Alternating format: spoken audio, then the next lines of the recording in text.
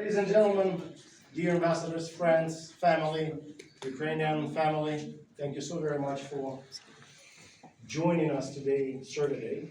Very interesting day when everybody can have some time to sleep, to enjoy their day off. And then Ukrainian ambassador said, please come and join me. And then everybody's like, But this is important because I really wanted, first of all, that you feel absolutely no pressure to come and there's no traffic in place. And that you still probably have a very nice, different morning on Saturday instead of just having breakfast at home. We are celebrating and honored to gather today with you the Day of Unity. It's a very, very important day, probably one of the most powerful national days in the modern history.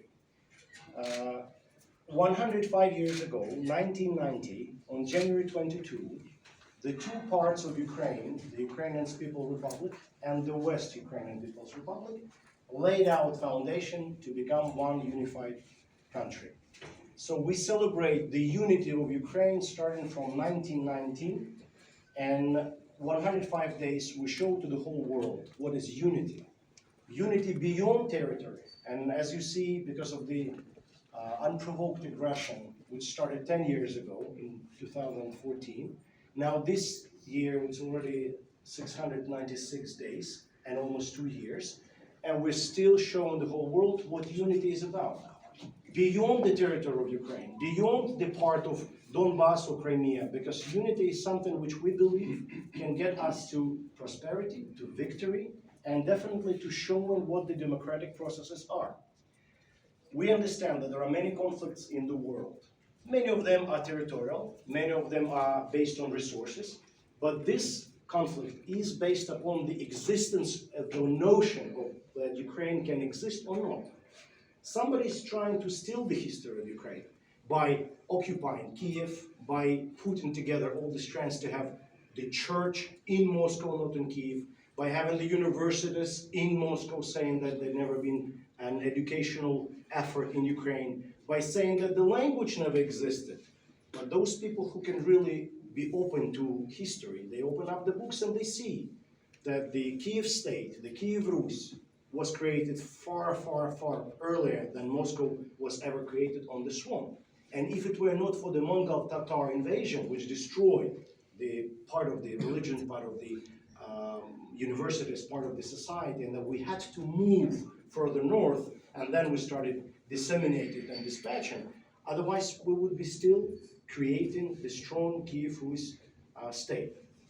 However, you would see the history that Ukraine has probably one of the strongest geographical positions, but at the same time the most difficult positions. Because every country has a neighbor. Not everyone is happy to have a neighbor as we have, the big one. And that neighbor, instead of creating a relationship of friendship that we can help each other, he's really taking a bat and then he hits us every time when he thinks it's right. Then we're trying to fight back, and then somebody tells us, you know what, try to talk. I mean, don't pump it up, don't escalate, just try to talk. But as you have seen for the last 10 years, and especially 2 years, pacifying, soothing the aggressor will not get you a result. He will just get more stronger, he will revenge, regroup his efforts, and he will continue. If the territorial integrity and the rule of law, international rule of law, is not stated back, is not reinstated as it should be, then you will see another number of conflicts popping up in and out, there and there. Many of ambassadors who are here have in their history stories about the fight, about the passion, about independence, and many of them still have some frozen conflicts. We don't want frozen conflicts. As Dmytro Kuleba said, we don't need frozen conflicts, we need frozen assets. That's what we're trying to get, so that we can rebuild, reconstruct, and then come back again. And another message that Kuleba said, our ministry, was very interesting. He was making a statement in the interview, and he said, we probably, Ukraine, today, we are offering the best offer at the international security deal. We are offering you that you give us the weapons, and we finish the job. This is the best deal that can ever be there. No out of the countries are having to send their troops to fight with us. We can do it ourselves. Just give us the guns, whatever we need to do.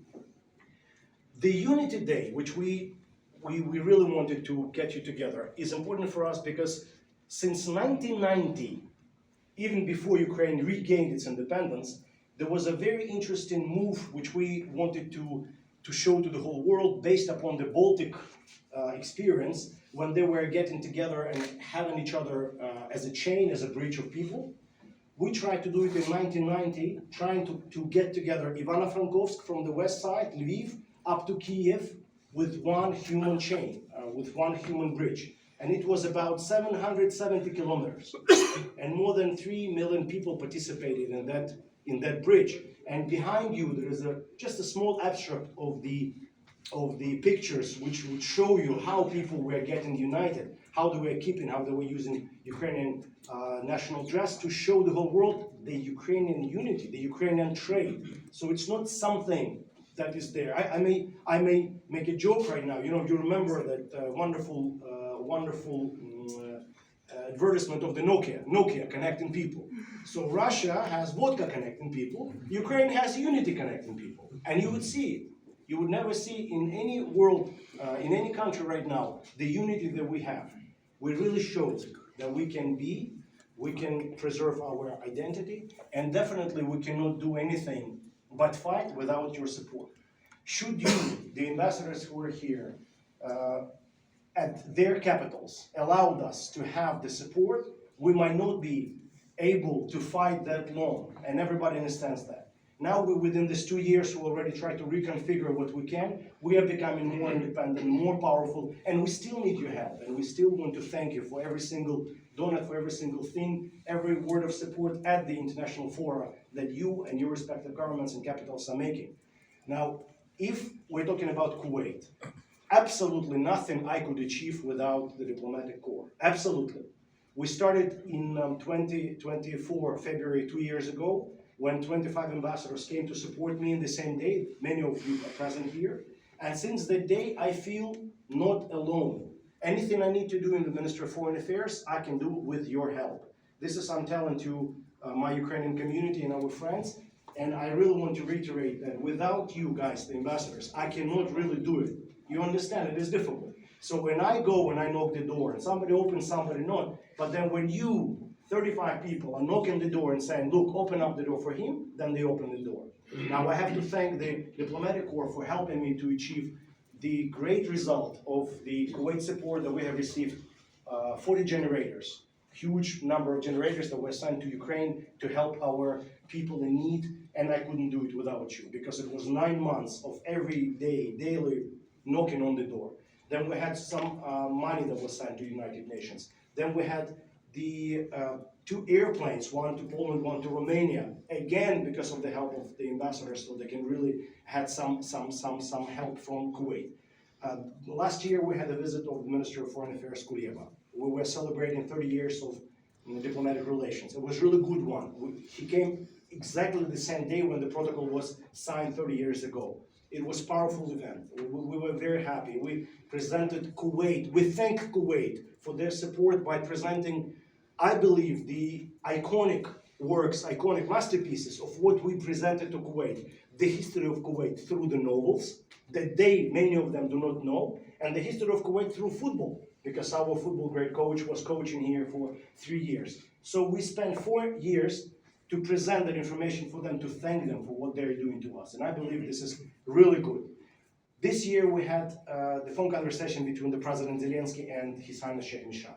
We expressed our hopes for future cooperation and establishing more stronger relations. We definitely think that Kuwait, sticking to the UN Charter and hoping that everyone will be sticking the same international law, Kuwait will participate in the peace formula, which the President Zelensky announced 2 years ago. As of now, Kuwait representative participated only in one of the 4 meetings. We still hope that they will also support us during the further meeting of the National Security Advisors, as well as in the Global Summit for Peace, which we are trying to put together, and we're arranging this at the moment.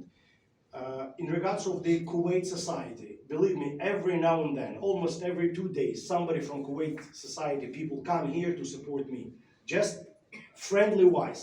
They cannot take responsibility for the government, but they just come to shake hands. Somebody can bring a cake. Somebody can say, can I just take a picture and put in my media so that they know, somebody know that we support Kuwait. We have lots of Kuwaitis here which we invited. There is one group which is specifically strong and helping us, is the Kuwaiti Ukrainian friendship group with Samir Al-Galaf and Anwar Rashid, that are really putting together their efforts. Samir has just returned from Ukraine. He was driving 5,000 kilometers in and out to bring some humanitarian support to people, to some orphan houses and everything.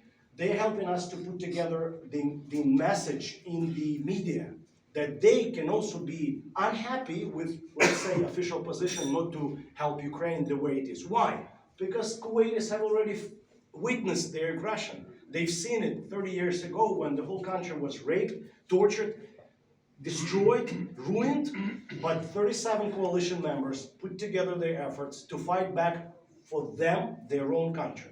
And so Kuwaitis do remember this, and that's why they feel so painful if we do not get the same support, at least to some extent here, so they're supporting us as much as they can. So I thank you very much, guys. And all the Kuwaitis, which I cannot enumerate now, but Mr. Ahmed and Nasser and everyone who are really trying with their support.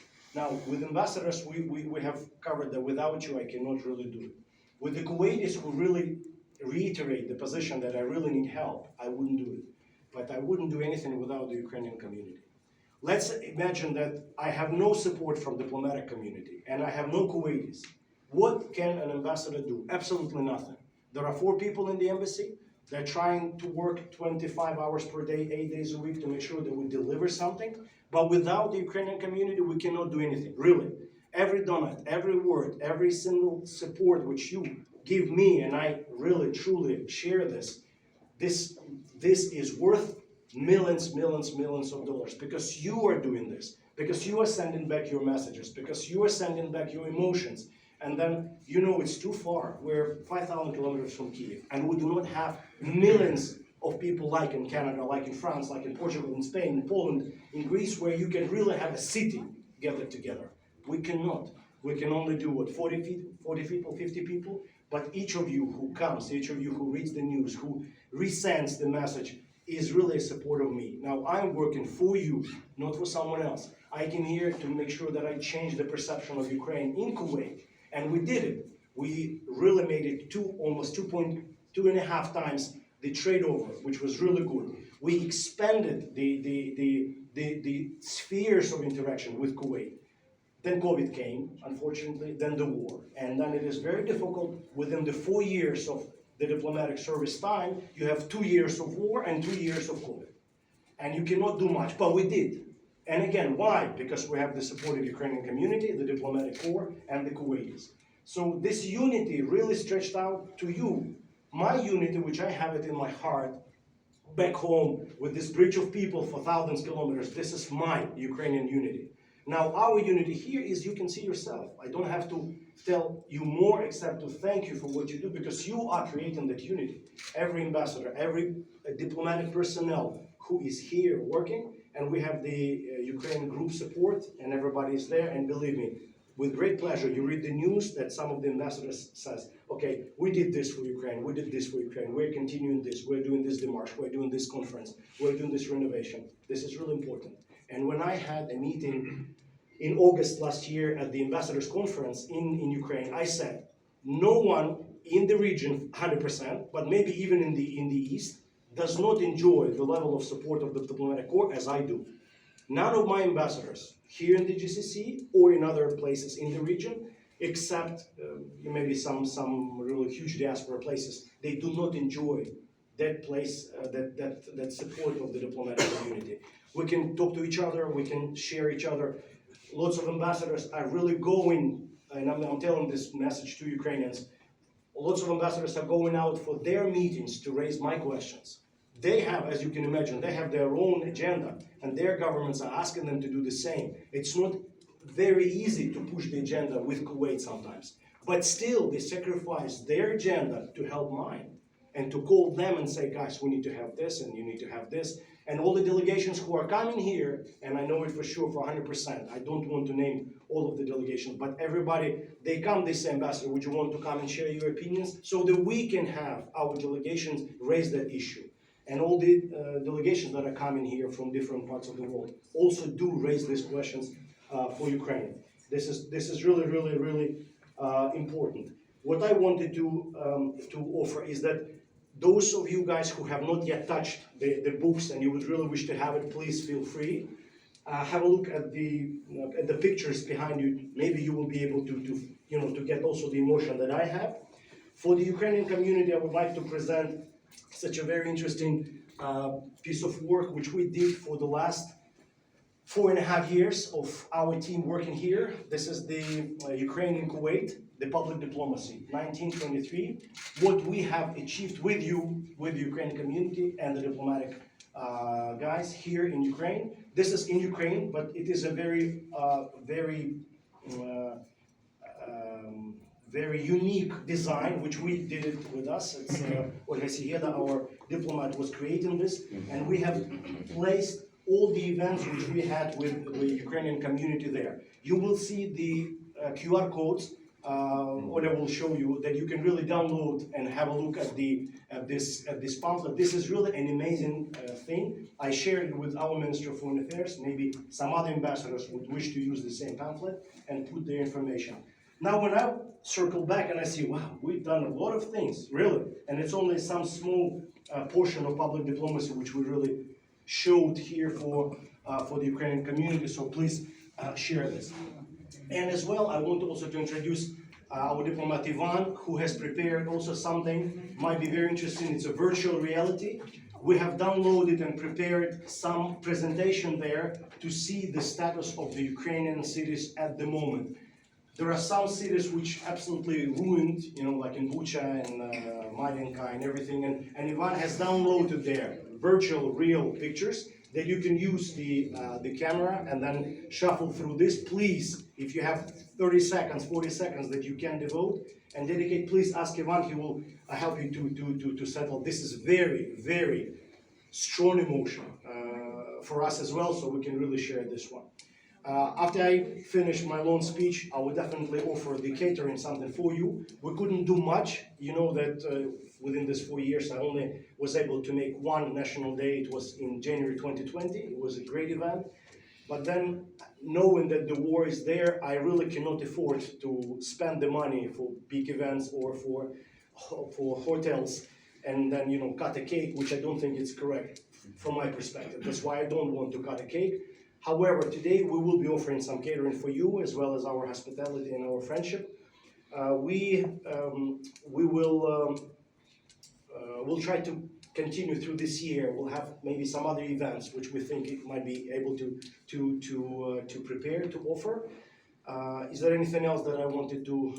You will see that we have today is the first time that we have a Ukrainian company, Russian. The Ukrainians do know it. It was sometime present in Ukraine in this market, then it exited. Now it's coming back. It's very interesting.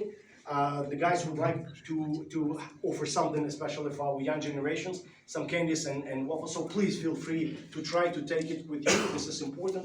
And definitely we have Moving Pig Hotel, which is helping me right now to do the catering so that you feel comfortable and have some refreshments. At this, I would like to thank my diplomatic team, because whatever we do, whatever Kuwaitis or diplomatic team or Ukrainian diaspora sees, this is an arduous hard work of the diplomatic team. There are not many. Olga, Ivan, Nikolai, Natalia, Sergei, Ludmila, Elena. That's it. So this is the people who are really doing the whole job in Kuwait. And I'm just, as a conductor, I'm doing that. Thank you very much for coming, for supporting the